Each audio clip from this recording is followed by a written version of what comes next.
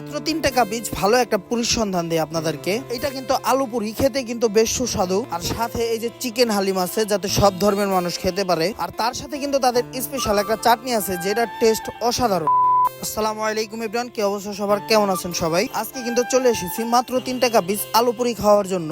এই যে দেখেন এখানে কিন্তু গরম গরম ভাজতেছে, আর এই যে ছোট ছোট পুরি খাল ছাড়তি আছে। এখানে কিন্তু প্রচুর কাস্টমার আসে, মোটামুটি বেশ অনেকদিন আগে থেকে খাই তার কাছ থেকে পুরি। আমার কাছে অনেকটা ভালো লাগে তার পুরি। আর এটা হচ্ছে আলু পুরি এমনিতেই আমার কাছে অনেক ভালো লাগে। আর এই যে হচ্ছে তাদের চিকেন হালিমটা, এটা কিন্তু সব ধর্মের কথা চিন্তা করি কাকাই চিকেন হালিমটা রেখেছে এখানে।